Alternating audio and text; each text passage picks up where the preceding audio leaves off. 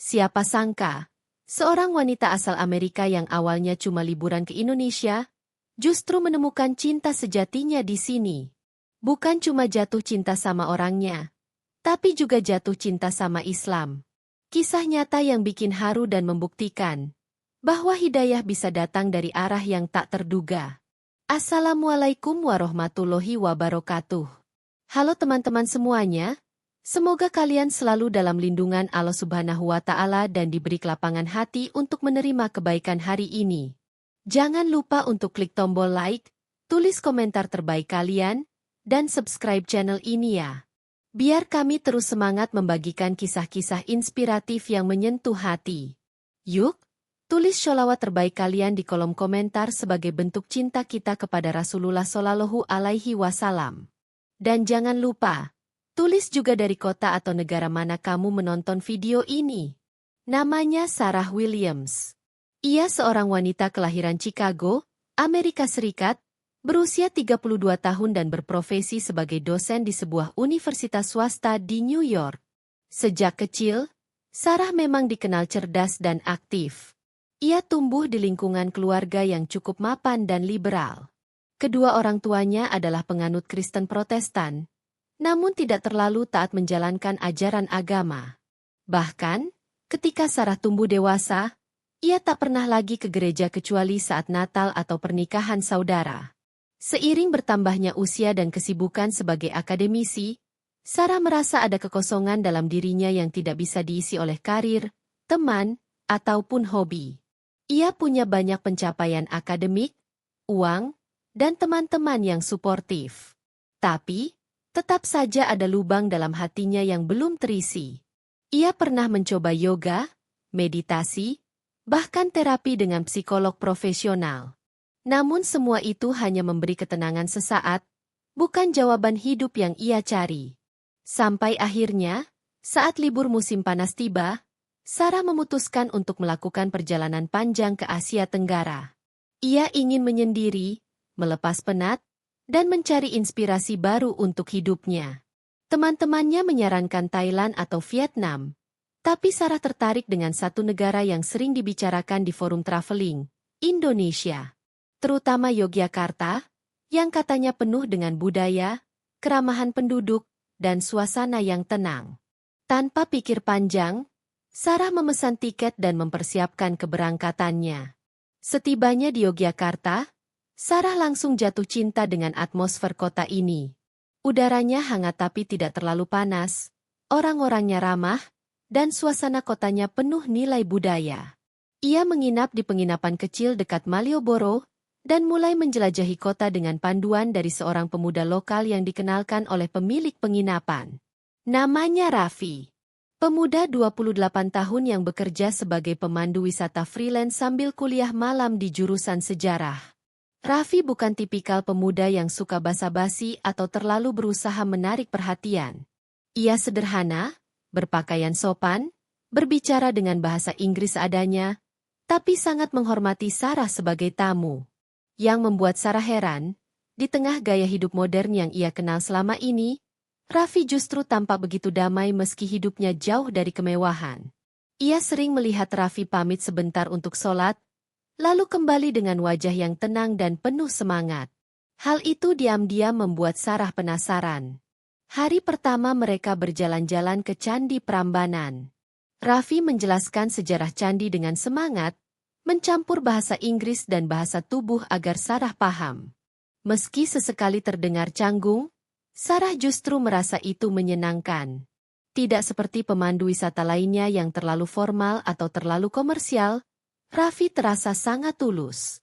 Ia tidak hanya menjelaskan tempat wisata, tapi juga banyak bercerita tentang nilai budaya, keluarga, dan pentingnya menghormati orang lain. Di hari kedua, mereka mengunjungi Keraton Yogyakarta dan makan siang di warung makan lokal. Sarah sempat kaget saat Raffi menolak makan sebelum ia selesai berdoa. Doanya singkat tapi penuh rasa syukur. Sarah bertanya, "What were you saying?" Raffi menjawab dengan malu-malu, "Just thanking God for the food." Jawaban sederhana itu membuat Sarah terdiam. Ia merasa ada ketulusan dan koneksi spiritual dalam hal-hal kecil yang dilakukan Raffi. Bukan karena dia religius secara tampak, tapi karena nilai-nilainya terasa hidup dalam kesehariannya. Hari ketiga, mereka mendaki ke Bukit Bintang untuk melihat matahari terbenam. Dalam perjalanan naik motor ke atas bukit, mereka mulai berbicara lebih personal. Sarah bercerita tentang pekerjaannya, kehidupan di Amerika, dan rasa lelahnya terhadap kehidupan modern yang serba cepat. Raffi mendengarkan dengan sabar, kadang memberi tanggapan yang sangat bijak dan tidak menghakimi. Ketika Sarah berkata, "I feel empty, even though I have everything," Raffi hanya menjawab pelan, "My what you're looking for isn't out there, but in here," sambil menunjuk ke dadanya. Kalimat itu seperti menyentil hati Sarah. Ia tak pernah berpikir sedalam itu. Dan itu keluar dari seorang pemuda sederhana, bukan profesor atau ahli motivasi. Saat sampai di bukit dan melihat senja bersama, mereka terdiam dalam keheningan. Di sanalah, untuk pertama kalinya, Sarah merasa damai. Bukan karena pemandangan, tapi karena kebersamaan dengan seseorang yang jujur dan tidak memaksakan apapun. Hari demi hari berlalu, dan Sarah mulai enggan meninggalkan Yogyakarta. Ia memperpanjang masa tinggalnya. Bukan karena ingin jalan-jalan lebih lama, tapi karena ada hal dalam dirinya yang sedang berubah. Ia mulai bertanya-tanya tentang Islam. Bukan karena Raffi pernah berdakwah padanya, tapi karena perilaku Raffi adalah dakwah itu sendiri. Sarah bahkan mencatat beberapa kata dalam bahasa Arab yang ia dengar dari doa-doa Raffi. Setiap malam, ia membuka internet dan mencari tahu arti kata-kata seperti Alhamdulillah, Subhanallah, dan Bismillah. Ia mulai membaca artikel tentang Islam, menonton video kisah mualaf, dan membaca Al-Quran versi terjemahan bahasa Inggris. Semakin ia membaca, semakin banyak pertanyaan yang terjawab. Ia terharu saat membaca surat Al-Fatihah, merasa damai saat membaca tentang keesaan Tuhan, dan merasa dekat dengan kisah para nabi yang selama ini ia dengar versi berbeda di masa kecilnya. Suatu malam, ia menangis sendirian di kamar penginapannya setelah membaca surat Maryam. Ia merasa seolah Al-Quran berbicara langsung padanya. Hubungan Sarah dan Raffi pun semakin dekat. Namun uniknya, tidak ada pacaran atau romantisme berlebihan di antara mereka. Justru karena Raffi sangat menjaga batas, Sarah semakin menghormatinya. Ketika Sarah sempat bertanya apakah Raffi pernah menyukai perempuan bule, Raffi menjawab, "Saya lebih suka wanita yang bisa jadi teman dalam iman." Jawaban itu membuat Sarah merenung. Ia merasa ingin tahu lebih banyak tentang Islam, bukan sekadar untuk mengenal budaya, tapi untuk mengenal dirinya sendiri. Sampai suatu hari, Sarah memberanikan diri mengajak Raffi bicara serius. Mereka duduk di bawah pohon rindang dekat kampus tempat Raffi kuliah malam. Dengan suara pelan dan hati bergetar, Sarah berkata, "I think I want to become a Muslim. Not because of you, but because of what I've found." Raffi terdiam. Ia tak menyangka wanita asing yang awalnya hanya ingin liburan kini justru menemukan cahaya Islam. Malam itu menjadi titik balik dalam hidup Sarah. Setelah menyampaikan niatnya kepada Raffi bahwa ia ingin menjadi seorang Muslim, suasana mendadak menjadi sangat hening. Raffi tidak langsung menjawab. Ia menatap mata Sarah dengan serius, mencoba memastikan bahwa keputusan itu datang dari hati, bukan karena perasaan suka padanya. Setelah beberapa detik yang terasa seperti menit, Raffi berkata dengan pelan, "Kalau kamu benar-benar yakin, saya akan temani kamu, tapi ini harus karena Allah, bukan karena saya." Sarah tersenyum, menunduk, lalu berkata, "It is because of Allah, and because you showed me His mercy through your actions." Malam itu, Raffi menghubungi temannya yang merupakan ustazah lokal di Yogyakarta, Bu Siti, seorang ibu parubaya yang sudah sering membimbing mualaf dari luar negeri. Esok harinya, Sarah bertemu dengan Bu Siti di sebuah rumah sederhana yang juga dijadikan tempat pengajian. Awalnya, Sarah merasa gugup. Tapi keramahan Bu Siti membuat suasana menjadi hangat dan menyenangkan. Mereka berbincang panjang dalam bahasa Inggris sederhana yang diselingi bahasa tubuh dan senyuman. Bu Siti tidak memaksa atau menghakimi. Ia hanya memastikan bahwa Sarah benar-benar memahami apa yang akan ia jalani setelah masuk Islam. Mereka bicara tentang rukun iman, rukun Islam, tentang kewajiban sholat, dan arti pentingnya syahadat. Yang membuat Sarah makin mantap adalah saat Bu Siti berkata, Islam itu bukan agama Arab. Islam adalah agama untuk semua manusia. Kamu tidak perlu jadi orang Indonesia atau menghapus masa lalu kamu. Tapi mulai hari ini, kamu akan memulai perjalanan baru, perjalanan yang lebih terang. Kata-kata itu menusuk hati Sarah. Ia merasa diterima apa adanya, tanpa harus menjadi orang lain. Akhirnya, pada hari Jumat yang cerah, di sebuah masjid kecil yang sederhana, Sarah mengucapkan 2 kalimat syahadat dengan air mata yang terus mengalir. Asyhadu an la ilaha illallah, wa asyhadu anna Muhammadar Rasulullah. Para jamaah yang hadir menyambut dengan takbir, Allahu Akbar. Sarah menangis, Raffi pun tak kuasa menahan air mata. Itu adalah momen paling menggetarkan dalam hidup mereka berdua. Setelah resmi menjadi mualaf, nama Sarah pun berganti menjadi Sarah Aisyah Williams. Ia tidak mengganti seluruh identitasnya, tapi menambahkan nama, Aisyah, sebagai bentuk cinta dan penghormatannya pada salah satu istri Nabi Muhammad SAW yang dikenal cerdas dan berilmu. Sarah merasa itu mencerminkan dirinya yang memang seorang akademisi, tapi kini ingin menyeimbangkan antara ilmu dunia dan ilmu akhirat. Kehidupan Sarah perlahan mulai berubah. Ia mempelajari cara wudhu, belajar membaca Al-Quran dengan bimbingan Bu Siti, dan mulai membiasakan diri untuk sholat 5 waktu. Awalnya sulit, terutama dalam menghafal bacaan sholat yang berbahasa Arab. Tapi Sarah tidak menyerah. Ia mencatat setiap lafaz, mengulangnya tiap malam, dan selalu bertanya jika tidak paham. Bahkan, Sarah membuat semacam flashcard untuk membantunya menghafal. Sementara itu, hubungannya dengan Raffi semakin dalam. Namun, Raffi tetap menjaga batas syariat. Ia tidak memanfaatkan situasi untuk mendekati Sarah secara emosional. Justru Raffi selalu berkata, kalau memang kita berjodoh, pasti Allah mudahkan jalannya. Kalau tidak, berarti Allah punya rencana yang lebih baik. Jawaban itu membuat Sarah semakin yakin bahwa Raffi bukan hanya lelaki biasa. Ia adalah laki-laki yang memimpin dengan iman, bukan perasaan. Sarah pun mengabari keluarganya di Amerika. Reaksinya cukup mengejutkan. Ibunya awalnya menangis, mengira putrinya terpengaruh oleh orang asing.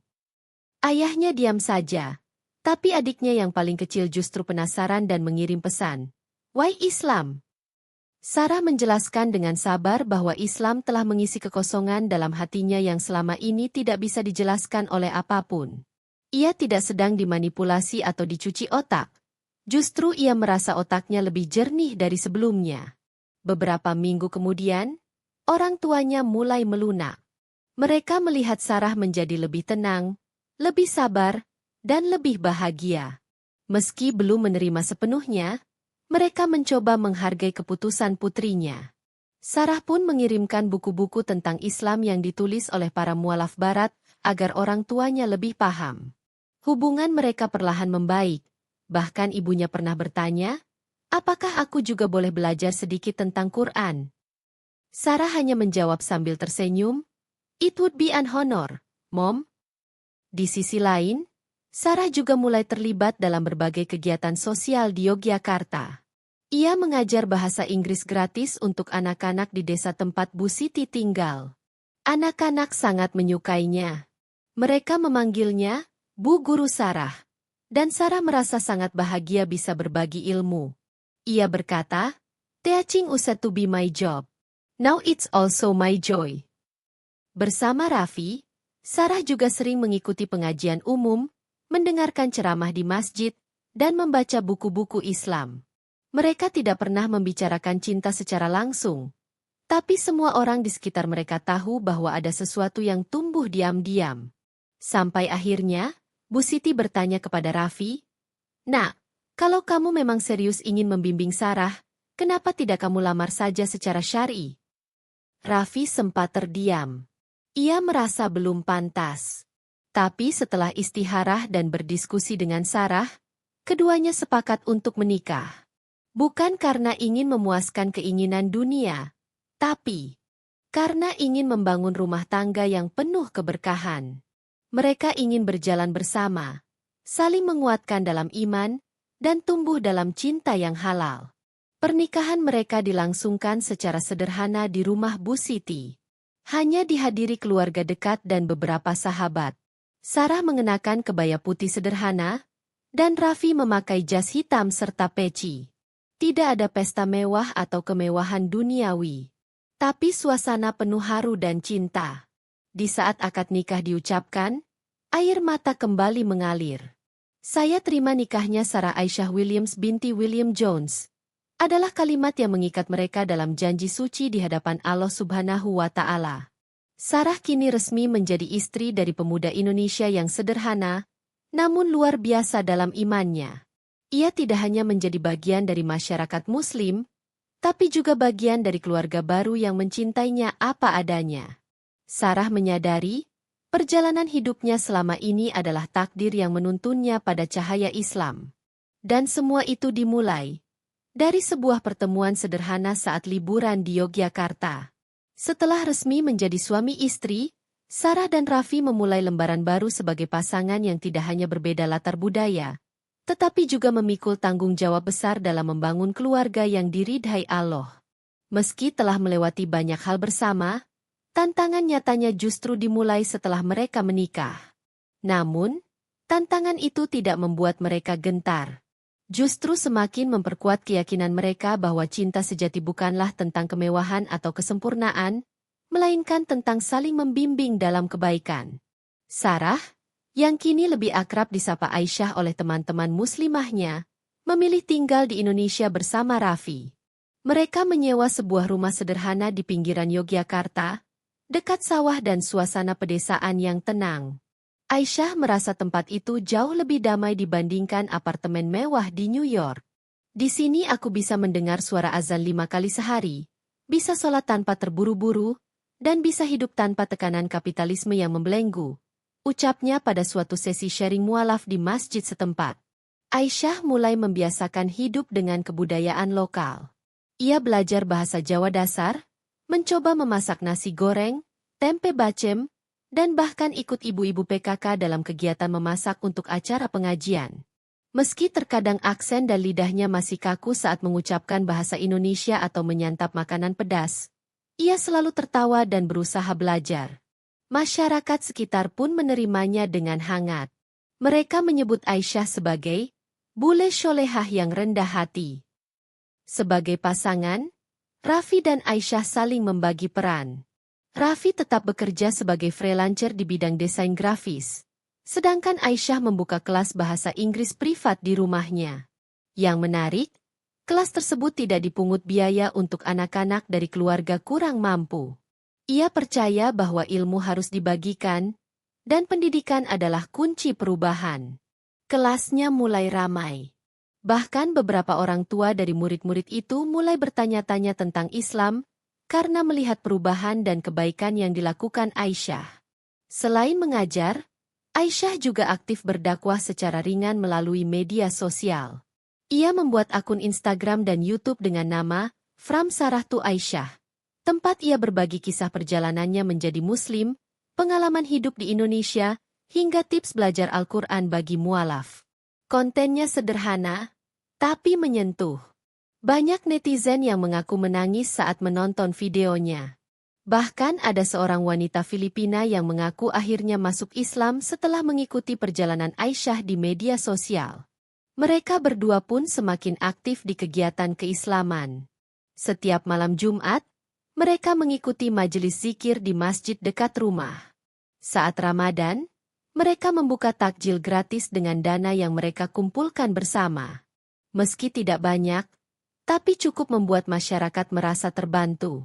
Aisyah juga menjadi pembicara di beberapa forum internasional daring tentang Islam dan mualaf. Ia ingin menghapus stigma bahwa Islam adalah agama yang menindas perempuan. Islam justru mengangkat derajat wanita, dan aku adalah buktinya. Tegasnya dalam salah satu webinar yang dihadiri ratusan peserta. Hubungan Aisyah dengan keluarganya di Amerika juga makin membaik. Ibunya bahkan pernah mengunjunginya di Yogyakarta.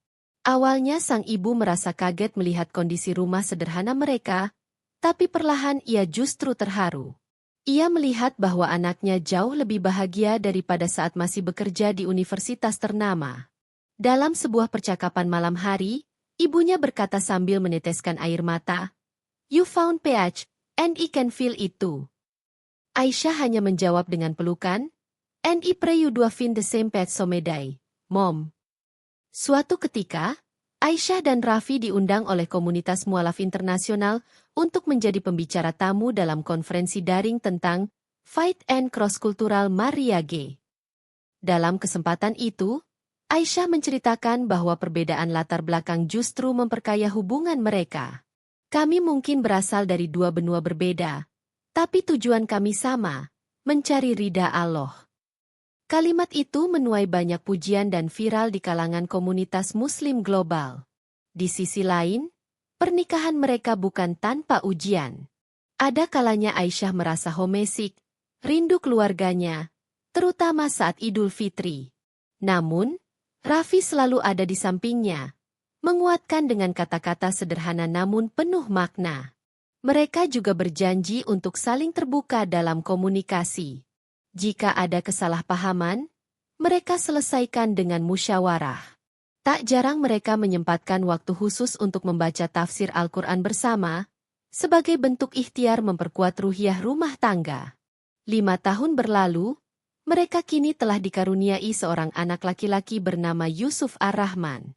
Aisyah sangat menyayangi anaknya dan bersumpah akan membesarkannya dengan nilai-nilai Islam dan kasih sayang. Aku ingin Yusuf tumbuh sebagai anak yang tahu siapa dirinya, mencintai Islam, dan tetap menghargai semua perbedaan, katanya dalam salah satu postingan blog pribadinya. Kehidupan Aisyah kini adalah perpaduan antara kesederhanaan, makna, dan keberkahan. Ia telah meninggalkan kehidupan gemerlap di Amerika demi sesuatu yang lebih bernilai, iman. Ia tidak pernah menyesal.